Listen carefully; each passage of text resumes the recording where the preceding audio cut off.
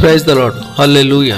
ఈ దినమునకు ఏర్పాటు చేయబడిన వాగ్దానం దావీదు కుమారుడైన సొలొమోను రాసిన సామెతల గ్రంథము 21వ అధ్యాయము 29వ వచనం. భక్తిహీనుడు తన ముఖమును మార్చుకొనును, యథార్థవంతుడు తన ప్రవర్తనను చక్కపరుచుకొనును. దేవుని యందు భయభక్తులు కలిగి దేవుని యందు విశ్వాసముంచి యథార్థముగా నడుచుకునే వారి ముఖములో ఎప్పుడూ ఆనందముగా సంతోషముగా కనిపిస్తుంది. అదే దేవుని యందు భయభక్తులు లేని వారు, దేవుని మాటకు విధేయత చూపని వారి ముఖము ఎప్పుడూ చిట్లించి కోపంతో ఉంటారు. భక్తిహీనుల తలంపులు దేవునికి విరోధంగా ఉంటాయి. కావున ప్రియులారా, మనము దేవుని యందు భయభక్తులు కలిగి మన ప్రవర్తనలో ఏమైనా లోపం ఉందా, మనం ఏదైనా తప్పుడు మార్గంలో వెళ్తున్నామా అని యథార్థవంతులు ఎప్పటికప్పుడు సరిచేసుకుంటారు. దేవుని యందు భయభక్తులు కలిగి యథార్థంగా ఉంటే మన ముఖము సంతోషంతో నిండి ఉంటుంది. ఈ కొద్ది మాటలు దేవుడు దీవించునుగాక. ఆమేన్.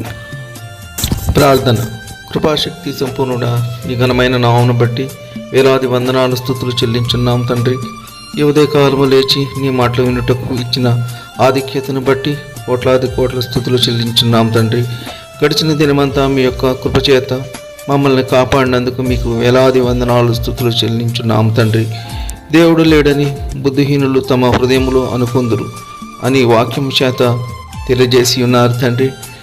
అయా, దేవుడు లేడు, మేమే దేవుడము అని పలికిన అమెరికా కాలిఫోర్నియాలో లాస్ ఏంజల్స్లో సమస్తము అగ్నిగంధకాలచే కాల్చివేసినారు తండ్రి.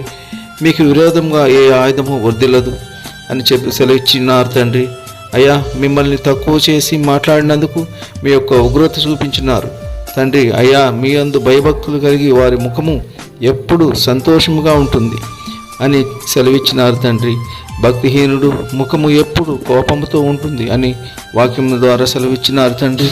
కావున మీ అందు ఎప్పుడు భయభక్తులు కలిగి యథార్థంగా నడుచుకొని సంతోషించి ఆనందంగా గడిపే కృప దయచేయమని ప్రభువైన యేసుక్రీస్తు పేర వేడుకొంచున్నాము తండ్రి. ఆమేన్.